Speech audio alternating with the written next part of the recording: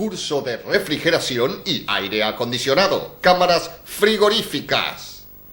Bueno, vamos a comenzar este capítulo de cámara frigorífica con dos equipos para cámara de conservación que ustedes ven aquí y para cámara de congelación. Ambos con motores eléctricos de 2 HP y el de la derecha con control electrónico. Bueno, aquí vamos a comenzar a reconocer componentes del circuito de la unidad correspondiente a la cámara de conservación, que vamos a detallar de inmediato. Aquí podemos observar nuestro sistema. Está formado por un motor eléctrico trifásico que impulsa al compresor, que en este caso está conectado en conexión triángulo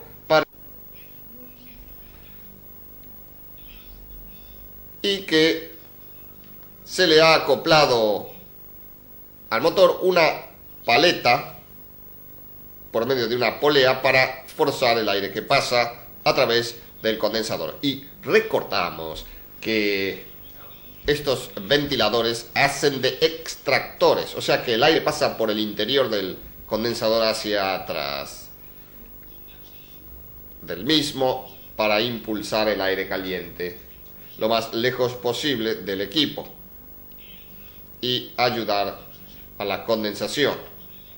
Este motor eléctrico, a través de una correa trapezoidal, pone en funcionamiento al volante, que en este caso también veremos tiene rejillas o perforaciones, mejor dicho, para estar balanceado, y también tiene una ranura en forma de V que hace que pueda tomar bien la correa, evitando que ésta patine y trayendo como consecuencia por el patinado un mal funcionamiento de la unidad. El compresor está unido fuertemente a la base por medio de tornillos con tuercas. Es importante que esté bien amurado para evitar vibraciones y ruidos molestos.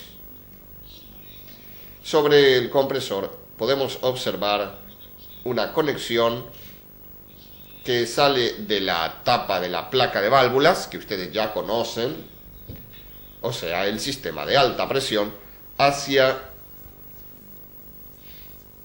un presostato de seguridad que actuará en caso de que funcione mal el sistema de condensación por falta de circulación de aire, rotura de las paletas, obstrucción en las láminas disipadoras de calor, que harían que la presión de alta se elevara demasiado, poniendo en riesgo el funcionamiento del compresor y por lo tanto la seguridad la daría este aparato, que es simplemente un presostato de alta presión de reposición manual.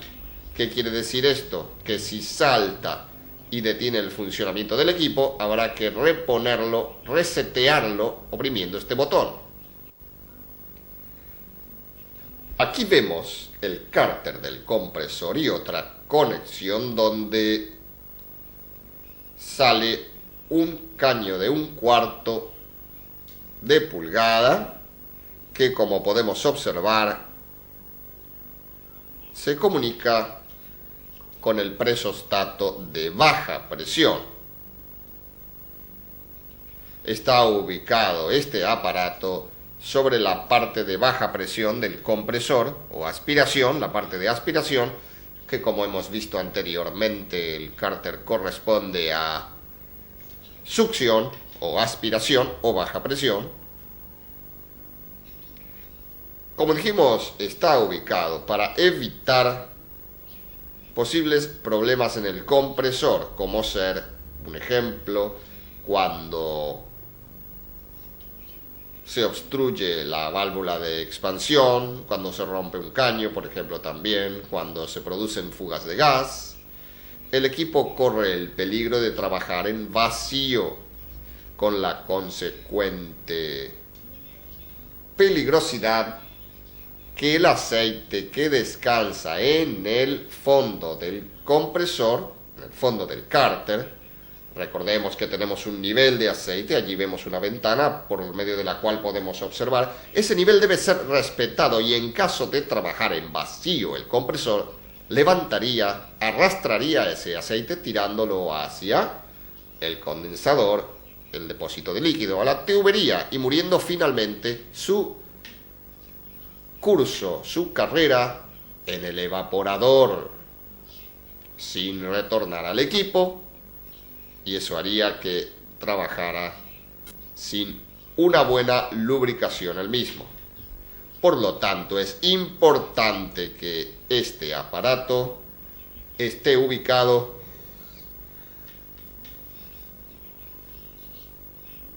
allí para evitar esos problemas. Estamos usando un presostato de baja como protector de seguridad en caso que haya una baja presión inadecuada, habiendo visto que anteriormente teníamos uno en alta. En este caso también utilizamos un presostato, pero para baja presión. Dos presostatos. Quizás encontremos combinados estos dos aparatos en uno, sobre una misma base, en realidad, lo que se le llama presostatos duales. Dúos de presostato, alta y baja, cumplen la misma función que en este caso. Continuando con el sistema, vemos aquí la ya conocida válvula de servicio, llamada así porque se pueden efectuar todo tipo de servicios por medio de ellas. Aquí tiene su niple para colocar el manómetro y comprobar presiones, efectuar cargas de gas, pruebas de rendimiento, etc. Y en este caso vemos la válvula de servicio de baja o aspiración, que viene directo hacia el cárter. También en la parte superior del compresor, allí en la tapa, vemos la válvula de servicio de alta presión, también con su correspondiente niple o válvula de verificación de chequeo para colocar el manómetro correspondiente. Descarga y succión. Succión baja, descarga alta, presión como habíamos estudiado anteriormente. La descarga producida por el compresor a través de la cañería de alta y a través de la válvula de servicio la denominábamos vapor sobrecalentado a alta presión. De esa manera va a penetrar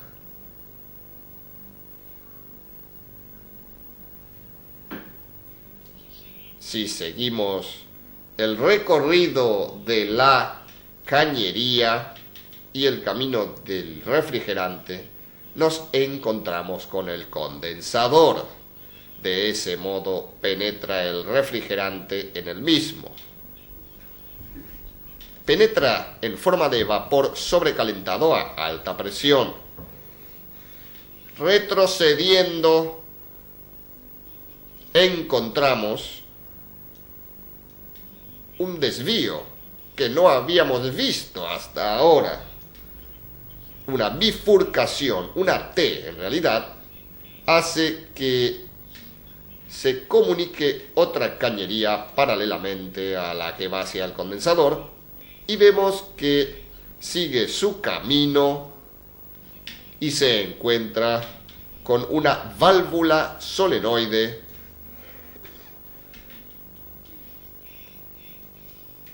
Esta válvula solenoide está conectada a ese caño.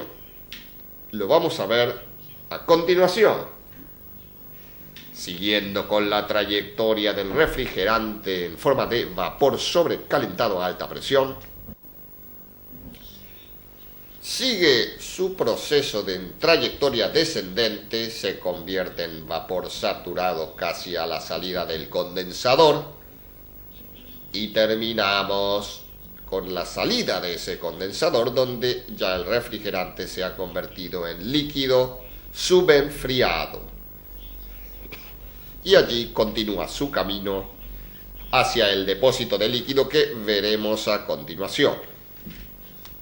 Vemos ahora el depósito de líquido con su correspondiente válvula de servicio. Recordemos que este depósito cumple varias funciones. Una sería poder embotellar el refrigerante dentro del depósito para efectuar algún tipo de reparación sin tener necesidad de desechar el refrigerante o perderlo en la atmósfera, sino que podemos volver a utilizarlo luego de efectuar la reparación, simplemente cerrando esa válvula de servicio, dejando funcionar el compresor. Este se encargará de depositar todo el refrigerante que se encuentre en el evaporador y en la línea de las cañerías dentro de ese recipiente. Por eso también es a veces llamado recipiente acumulador de líquido, pudiendo efectuar cualquier tipo de servicio sin tener necesidad, como dijimos, de perder el refrigerante. Otras de las funciones esenciales del depósito de líquido es una de ellas efectuar una sobrecarga de refrigerante previendo las aperturas de la válvula de expansión termostática cuando en momentos de carga térmica, o sea, la carga de elementos a enfriar será muy alta. La válvula termostática, por medio de su bulbo sensor, hará que ésta se abra totalmente, penetrando mucha más cantidad de refrigerante al evaporador para acelerar el proceso de enfriamiento. Al efectuarse esta apertura de la válvula, debe haber un refrigerante extra, una cantidad extra de refrigerante para poder cumplir la función de inundar el líquido refrigerante dentro del evaporador. Sin este depósito de líquido no podríamos realizar una carga sobredimensionada, puesto que se generaría una presión alta y eso no nos permitiría llegar a unas bajas temperaturas, recordando que presión y temperatura son siempre proporcionalmente directas. O sea que si tenemos baja presión en el evaporador, tenemos baja temperatura. Si sin este depósito de líquido, al cargar un refrigerante, pasando la carga crítica, o sea, la carga justa que completaría el evaporador, se nos generaría una alta presión. Con este dispositivo, o sea, este simple depósito, podemos generar una gran carga de refrigerante sin elevar la presión, por lo tanto, sin crear temperaturas altas. Continuando con nuestro camino hacia el evaporador a través de la salida de alta, donde está circulando líquido subenfriado, nos encontramos con esta mirilla que nos permite observar el líquido refrigerante para saber si está con la cantidad necesaria circulando de refrigerante o si falta el mismo. Esto lo podemos observar porque cuando el refrigerante está líquido y hay suficiente cantidad, inunda ese pasaje, esa mirilla, y solamente vemos líquido circulando hacia el evaporador. Pero en caso de faltar carga, veremos que ese refrigerante se evapora en cierta cantidad, o sea que veremos burbujas de líquido con algunas pequeñas, también burbujas pequeñas de gas refrigerante mezclados con el líquido, lo que llamamos normalmente vapor saturado, moléculas líquidas mezcladas con gaseosas. El pasaje del refrigerante a través de la mirilla nos indica también una cosa. Ahí podemos ver un punto de color verde. Esa pintura por reacción química se mantiene verde, mientras tanto no exista humedad haciendo contacto con ese punto. Si hubiera agua en forma de humedad en el sistema, la reacción química del agua con el material del que está compuesto ese punto verde convertiría al verde en amarillo, amarillo limón. Y eso nos indicaría la presencia de humedad en el sistema. Como veremos ahora, cómo cambia el color al encontrarse la reacción ya hecha. Observamos aquí una mirilla con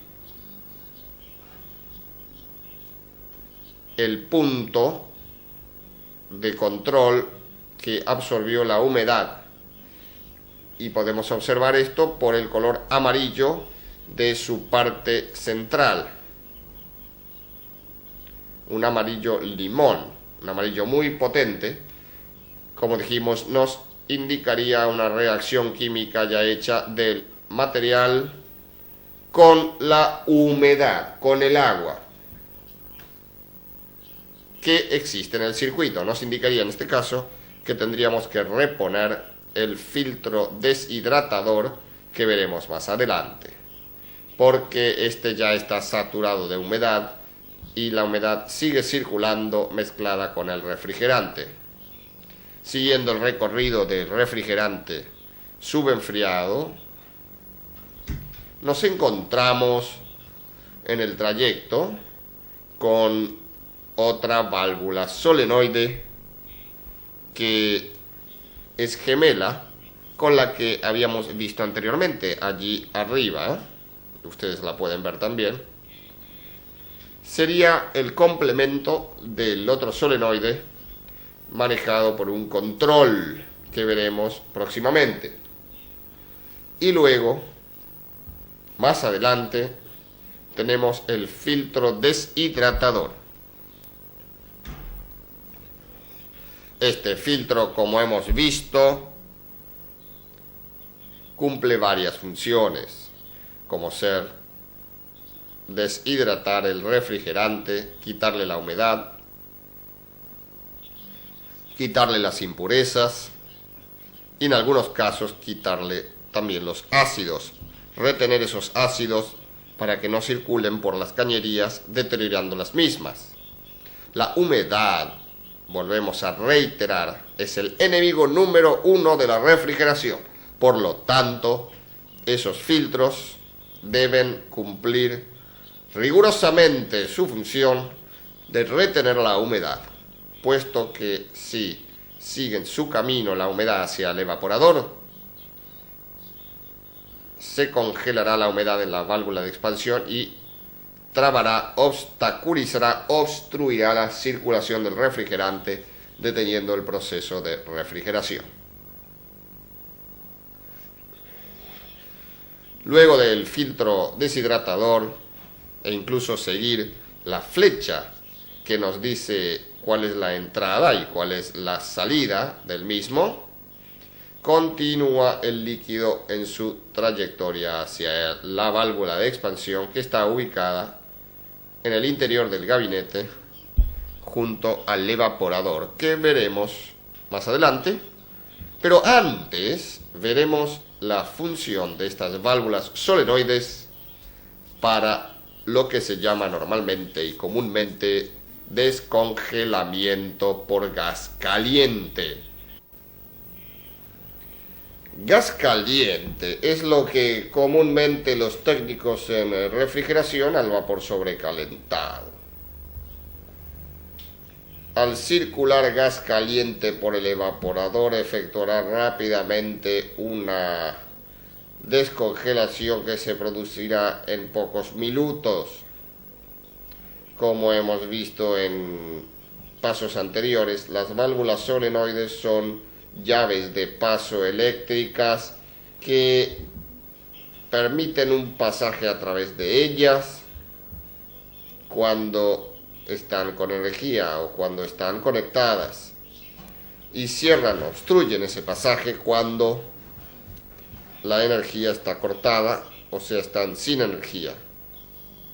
Como vimos anteriormente y hablábamos de gas caliente, podemos observar, si continuamos el recorrido de la cañería hacia atrás, que es una derivación del vapor sobrecalentado que sale del compresor.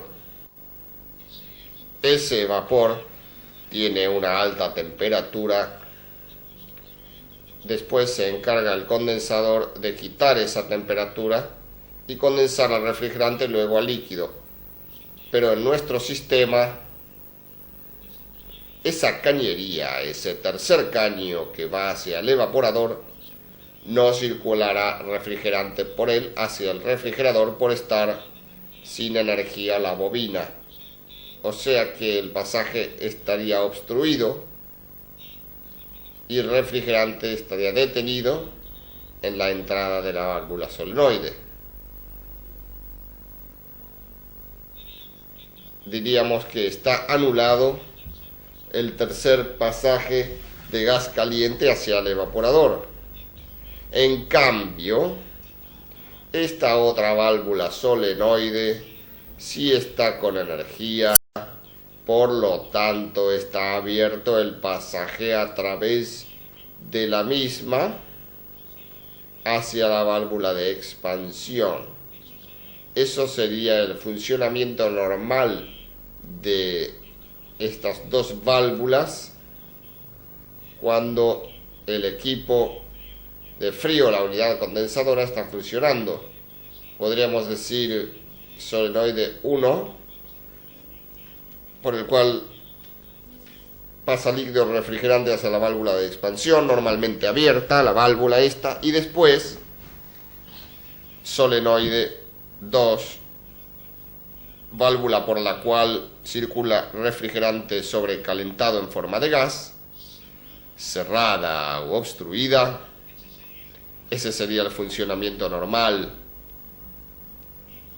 Y como es lógico, esa energía que permite la obstrucción de esta válvula y la apertura de esta otra válvula está comandada por algún circuito, algún comando, que en este caso será un comando electromecánico. Este comando electromecánico llamado timer, que significa temporizador, nos permite a través de horas y minutos comandar circuitos eléctricos. Lo observamos y vemos un regulador a la izquierda con indicadores en azul y vemos 1, 2, 3, 4 indicadores en azul conectados sobre un impreso que nos determina 24 horas, o sea, un día serían esas 24 horas. Tenemos 4 indicadores que nos dirían en este caso que se harán 4 descongelamientos dentro de esas 24 horas. Si dividimos entre 4 descongelamientos, nos daría matemáticamente que cada 6 horas se produciría un descongelamiento. ¿De qué modo funcionaría? A la derecha vemos otro indicador con dos indicadores pequeños sobre un panel, una rueda con 1 hora de duración, 60 minutos. Ese panel, ese dial, nos indica durante cuánto tiempo va a estar produciéndose el descongelamiento, y como podemos observar, tenemos al lado otro de los indicadores que nos mostraría en este caso cuánto va a estar apagado el o los forzadores de aire que pertenecen al evaporador, que para durante el descongelamiento se apaguen y no tiren aire caliente sobre la posible mercadería que tenemos en el interior del gabinete, y cuando se volverán a conectar esos ventiladores o forzadores de aire después de reiniciada la función de enfriamiento normal. Quiere decir esto que al segundo indicador lo llamaremos retardador de funciones. ¿Por qué? Porque retarda la función de los ventiladores con respecto a la función del enfriamiento, que sería el primer indicador, y el segundo sería el retardador. En este caso, haremos un descongelamiento cada 6 horas. Ese descongelamiento durará 5 minutos y a los 5 minutos volverá a su función normal, pero no así el ventilador o los ventiladores del forzador del evaporador, sino que 5 minutos después de estar funcionando el equipo en su funcionamiento normal, asegurándonos que cuando comienza a circular aire, ya este aire tiene una temperatura baja y no intercede en calentar la mercadería que pudiera estar adentro. Volviendo y simplificando, diríamos: azul, cantidad de descongelamientos por día, que eso dependería de la mercadería que se guardara, que se almacenara en el interior, la cantidad de humedad relativa que pudiera haber en el aire y la cantidad de aperturas de puerta con la consiguiente entrada y penetración de vapor y acumulación de hielo en el evaporador. Y el segundo indicador nos diría cuánto tiempo vamos a estar descongelando y cuánto tiempo va a estar apagado el dúo de ventiladores. ¿De qué modo actúa esto eléctricamente? Muy sencillo. El reloj funciona las 24 horas del día, por lo tanto debe estar conectado a la entrada de corriente, debe comandar todas las acciones de la cámara, incluyendo los cortes y arranques normales por temperatura. O sea, los cortes del termostato deben estar comandados incluso por el timer. Quiere decir esto que el timer está comandando todas las acciones de esta cámara. El funcionamiento sencillo se encarga de energizar, darle energía a la válvula solenoide 1 para su funcionamiento normal y quitarle la energía a la válvula solenoide 2.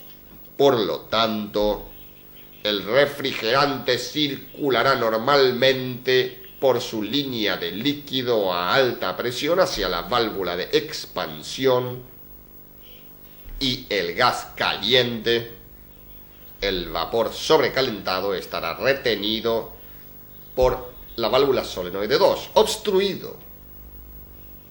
Al dar la orden, el timer hacia las bobinas de la solenoide hará lo siguiente: desconectará esta válvula, cortándole el flujo de refrigerante hacia el evaporador, y energizará a esta válvula solenoide, permitiendo que el vapor sobrecalentado a alta presión entre al evaporador sin pasar por la válvula de expansión termostática y calentar el evaporador de tal modo que en pocos minutos la escarcha se convierta en agua y se evacúe por medio de las bandejas de descongelamiento que están puestas debajo del evaporador.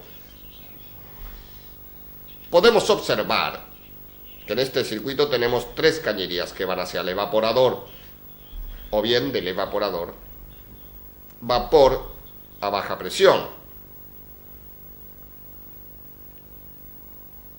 vapor sobrecalentado a alta presión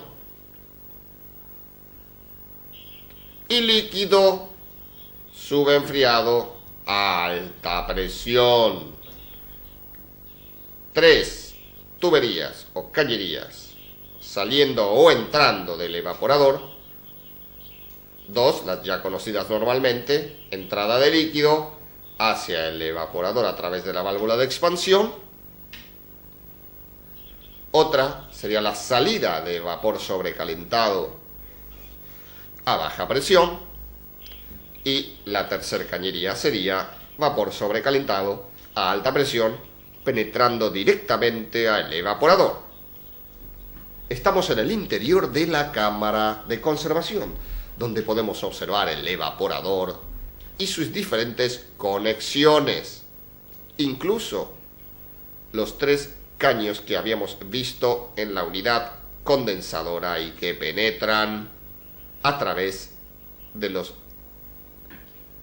distintos dispositivos, las distintas conexiones. Tenemos el caño de aspiración o baja presión, donde por supuesto en su interior, cerca del evaporador, está el bulbo de la válvula o sensor, que no lo vemos ahora porque está tapado por la bandeja de desagüe.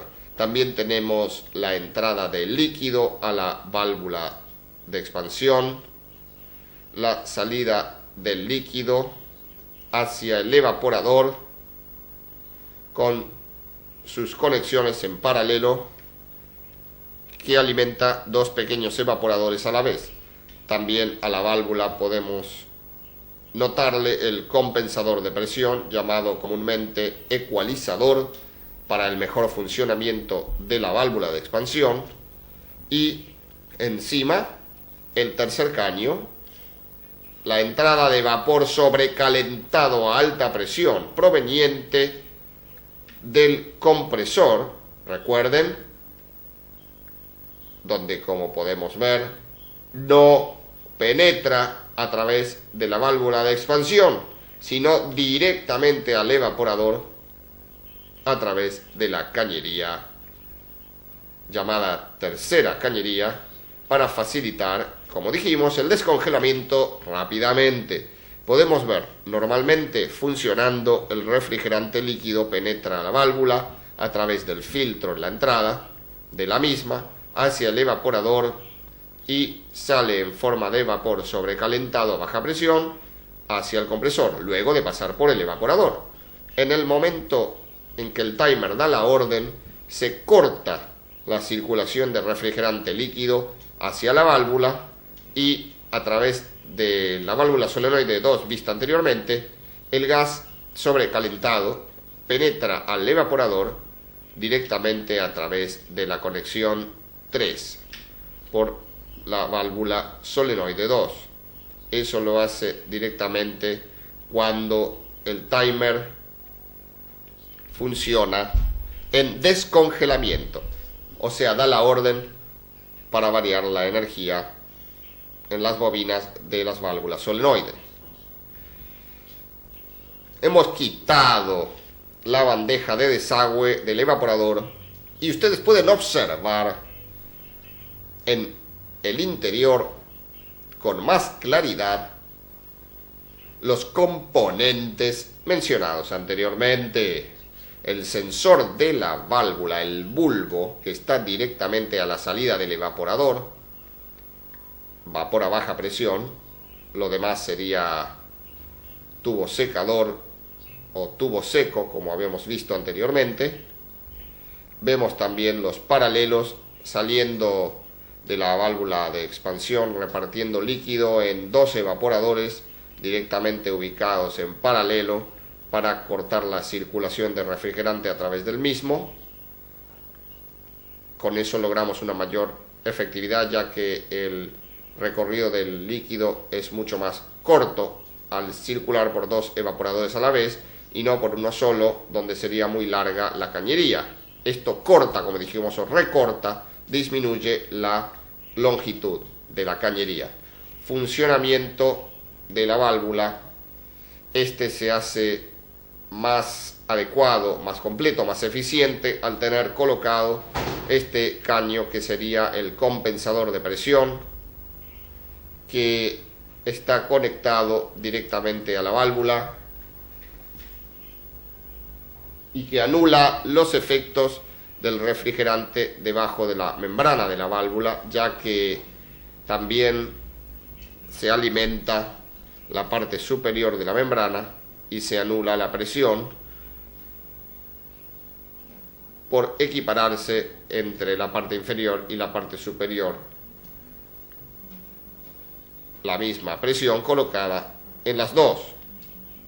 También vemos una parte libre, una parte muerta, que es muy importante que esté cerrada por la bandeja herméticamente, este espacio que tenemos aquí, para evitar entradas de aire hacia esa parte, puesto que los forzadores deben obligar el aire a pasar a través del panel del evaporador. Esos forzadores de aire que están ubicados en el frente del evaporador, que veremos en instantes, deben obligar al aire a circular a través del evaporador y no penetrar por otra parte que no hiciera contacto con las chapas o láminas disipadoras de calor del mismo. Aquí tenemos los forzadores de aire, se pueden observar a través de esa rejilla, absorben el aire a través del evaporador, aspiran el aire. Por lo tanto, es importante que esta bandeja selle esta entrada para forzar el aire a pasar a través de las láminas. Si esta bandeja quedara abierta o separada, el forzador haría esto: absorbería el aire por la parte inferior y lo echaría hacia el frente, sin pasar el aire a través de las aletas disipadoras de calor y no entrar en contacto con la superficie fría de las mismas. Esto le quitaría rendimiento al evaporador y también lo ayudaría a bloquearse de hielo más rápidamente. Por lo tanto, es muy importante recordar eso. Aquí vemos un termómetro ubicado en el interior de la cámara y arriba de ese termómetro está ubicado un control de temperatura, que sería un termostato de ambiente. Como podríamos observar, un sensor o bulbo ubicado en el ambiente, donde no hace contacto con el evaporador, sino que lo hace con el aire que circula en el ambiente, en la cámara, forzado por los ventiladores, y que detendrá la marcha cuando la temperatura indicada por la graduación que le demos nosotros de la orden para cortar el funcionamiento de la unidad condensadora. Vemos aquí dos escalas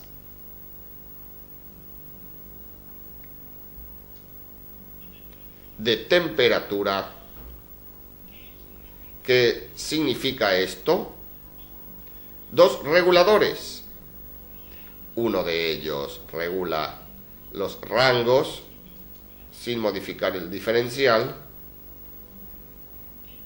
que podemos observar también una perilla, y otro tornillo que no se ve en este momento por estar ubicado en la parte superior del termostato, regularía la diferencia, o sea, el diferencial entre la temperatura de corte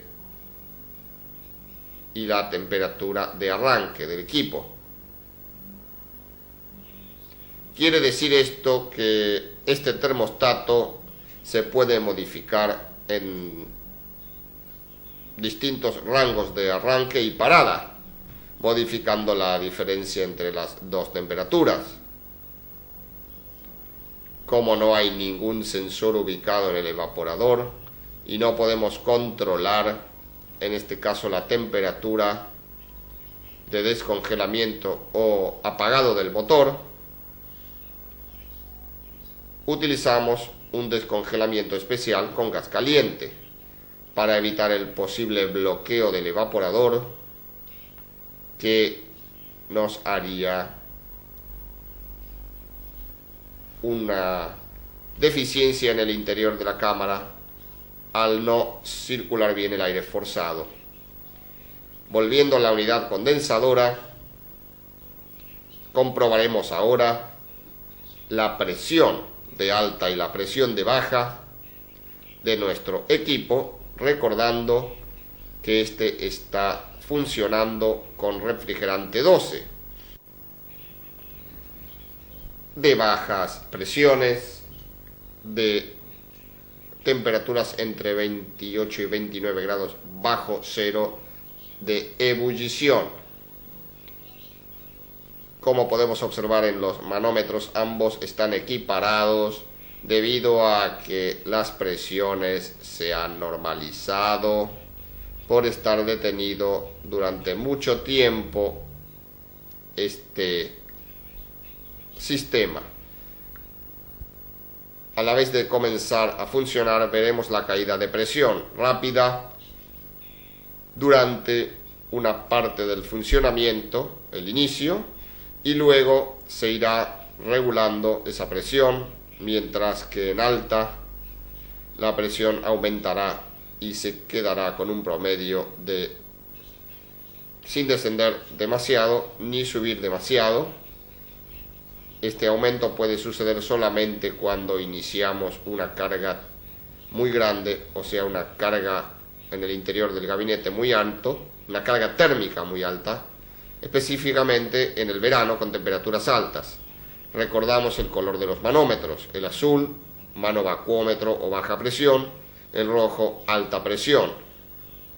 Ahora ponemos en funcionamiento el equipo. Ahí comenzó a funcionar el equipo.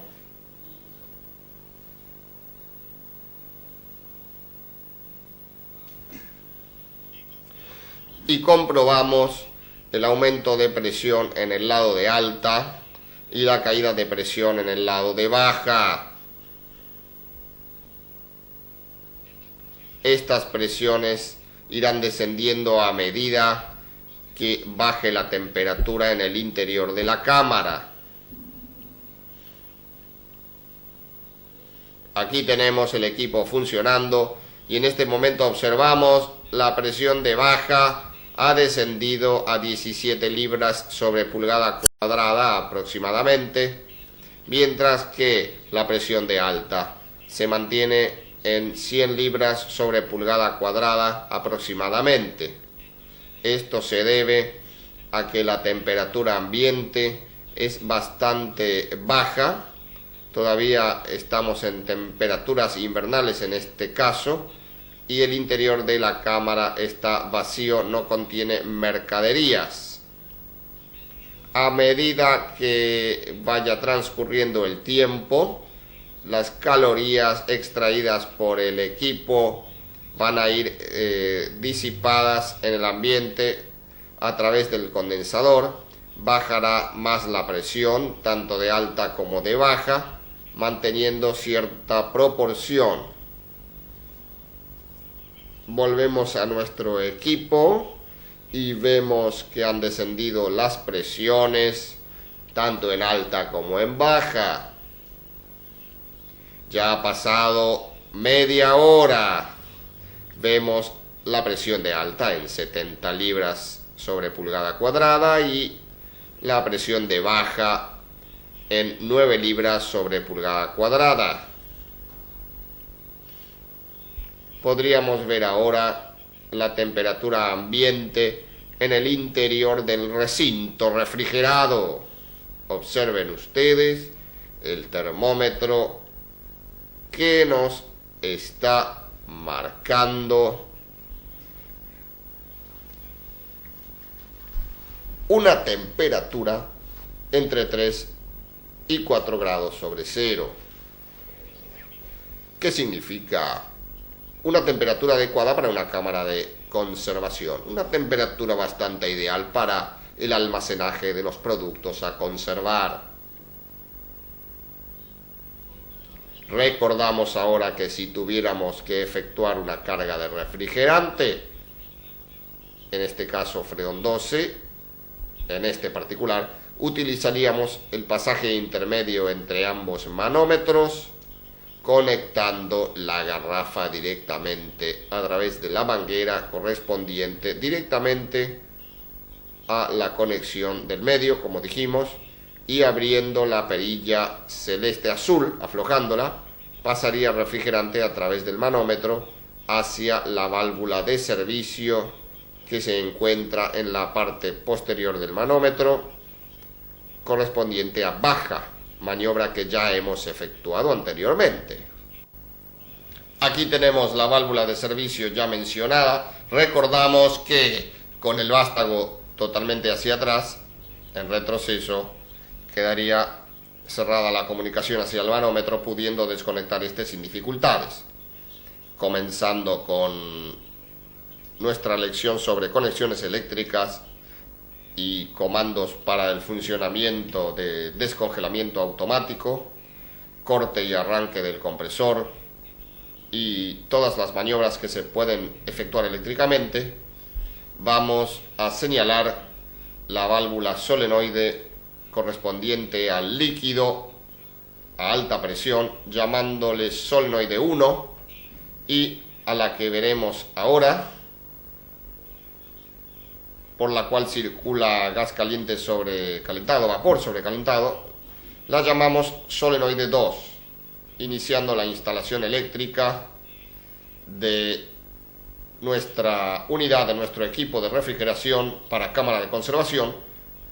Vemos la parte correspondiente a corriente trifásica,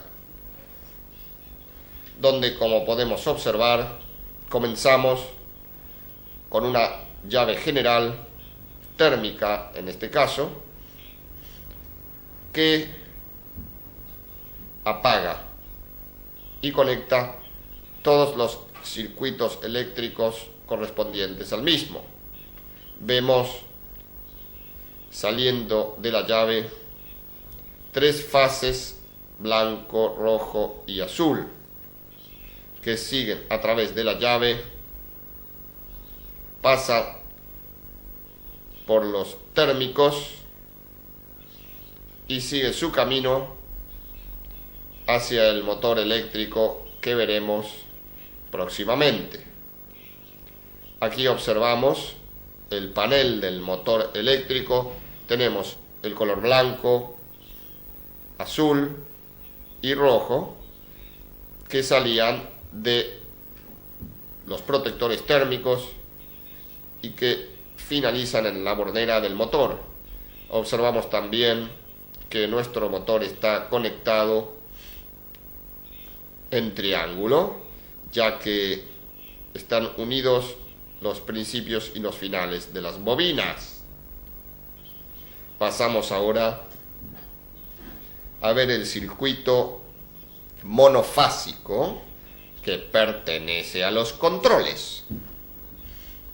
Como observamos en esta escena, sacamos de la llave general dos cables o conductores, uno azul y el otro marrón, que alimentarán los comandos.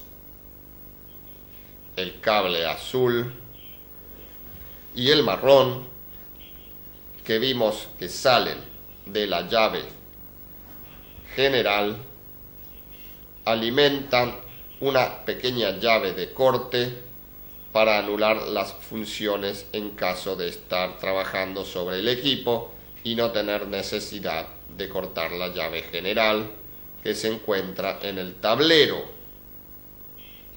De esa pequeña llave que vemos aquí salen en paralelo cables marrones que alimentan directamente los distintos accesorios que veremos próximamente.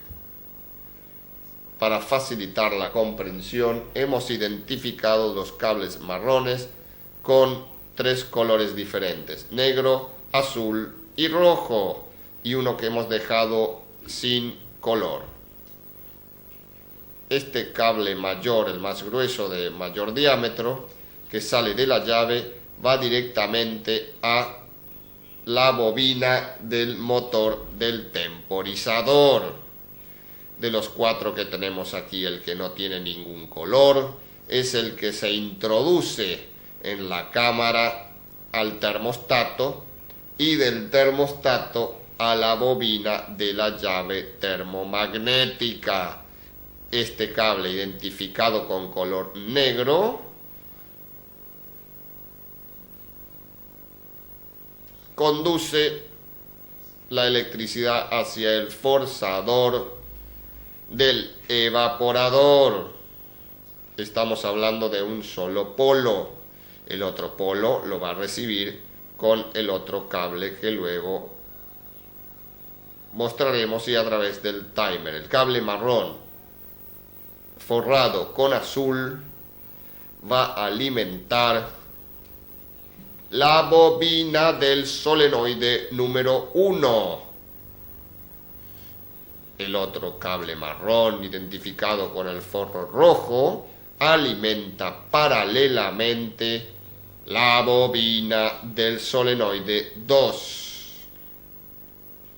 La conexión 1 motocompresor motor del compresor será suplantada por la solenoide 1, y la conexión 2 será suplantada por la solenoide 2. Lo que permanecerá siempre igual será la conexión 4, que habilita al ventilador del evaporador, del forzador del evaporador. Aquí vemos las conexiones del cable marrón, que están hechas de la siguiente manera: un cable de entrada general marrón que alimentaba la bobina del motor del timer, un polo de la bobina del motor que en este caso está suplantado por la bobina solenoide 1. También tenemos otra conexión paralela de la resistencia, que también será suplantada por la solenoide 2, y también un polo del ventilador en las conexiones marrones. Continuando con la instalación, vemos el cable azul, que es el encargado de cerrar las series a través del temporizador. Una conexión viene directa al reloj, a la bobina del motor del reloj o temporizador.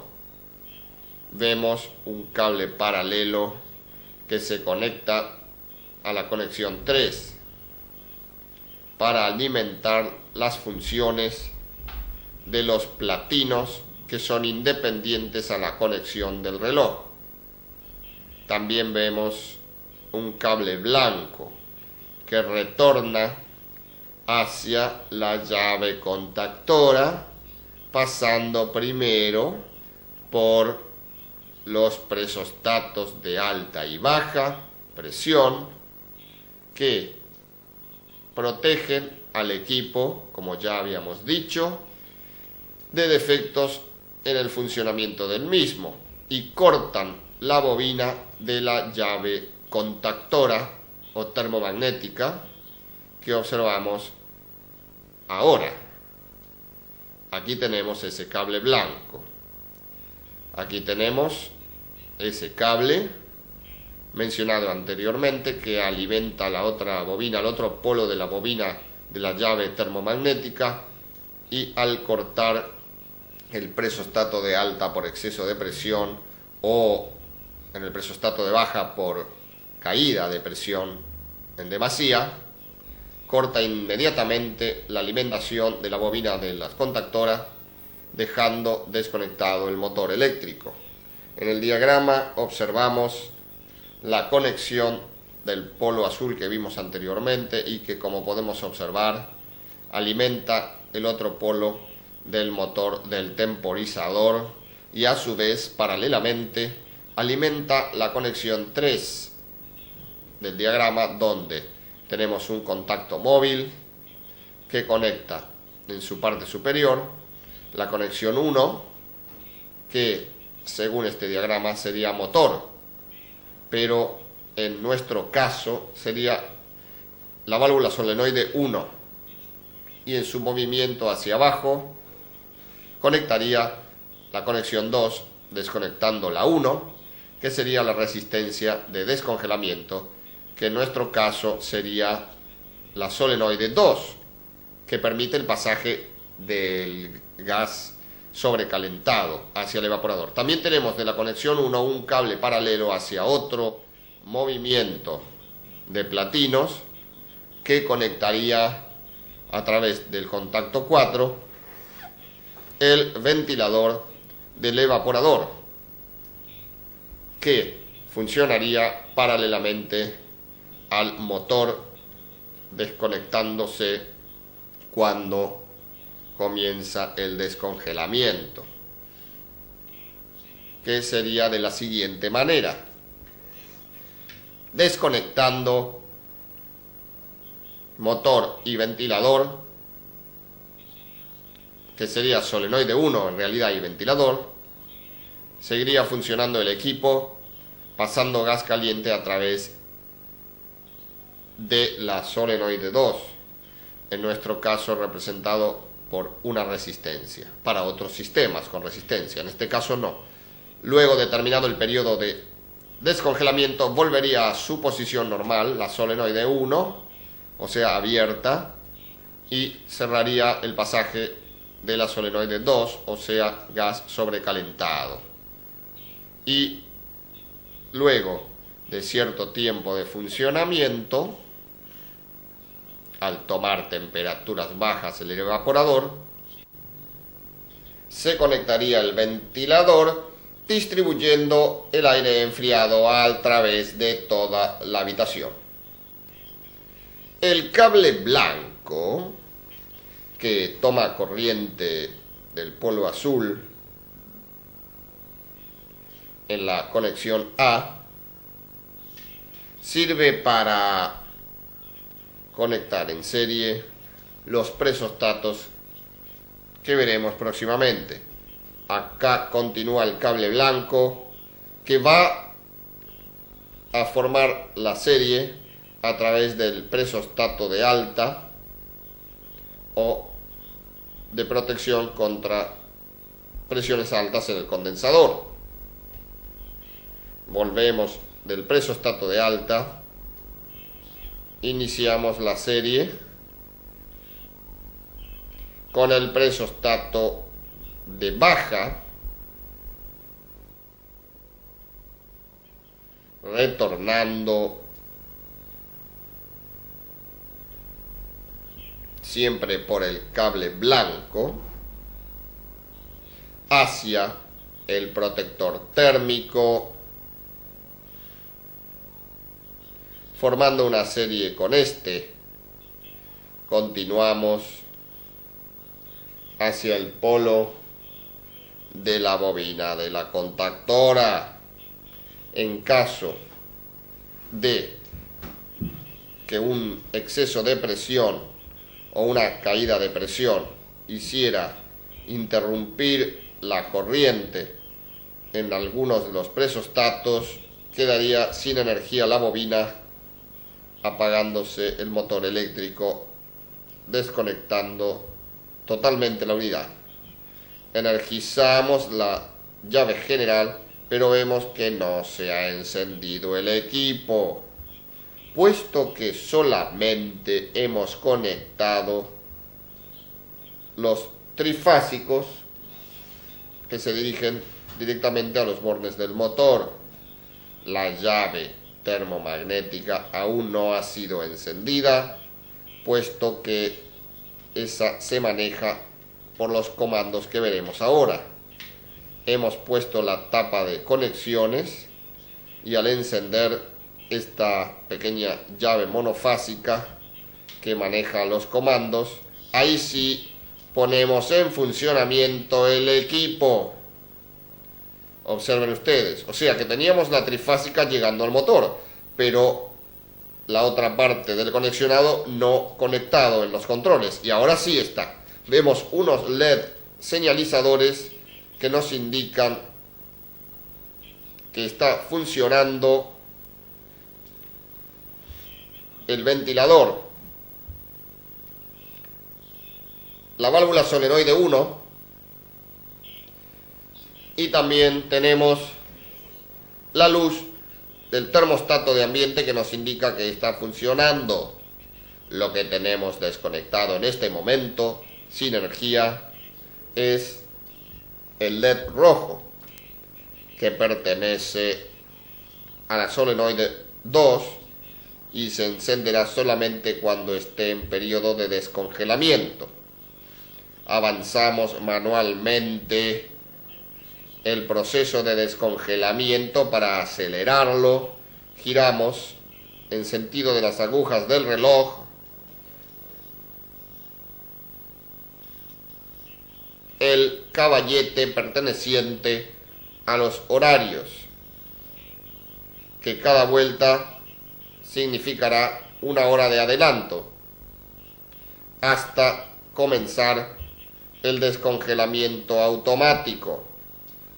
En ese momento se han apagado los indicadores pertenecientes a ventilador y solenoide 1 y se ha encendido la luz correspondiente a solenoide 2, que pasa el gas caliente a través de ella mientras sigue funcionando el compresor. Volvemos al timer y aceleramos el proceso de descongelamiento para observar que en este momento se ha apagado la luz roja y ha quedado solamente encendida la verde, que pertenece al solenoide número 1, abierto, o sea, con energía, circulando refrigerante normalmente hacia la válvula de expansión y de ahí al evaporador. Esto nos indica que está enfriando el evaporador, pero no se ha encendido todavía el ventilador del forzador de aire del mismo, para evitar que eche sobre el interior del gabinete aire con temperaturas altas. Y el próximo paso será encender los ventiladores o el ventilador cuando ya la temperatura del evaporador sea lo suficientemente baja. es el próximo paso. Volvemos a la normalidad.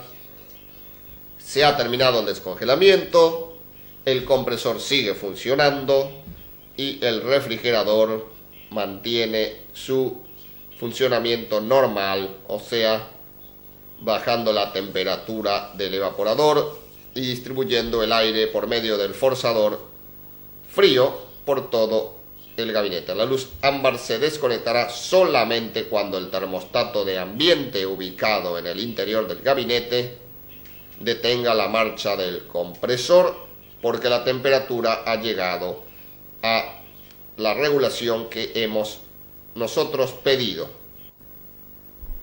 En el próximo capítulo veremos una cámara de congelación para refrigerante 22 equipada con separador de aceite y controles electrónicos incorporados.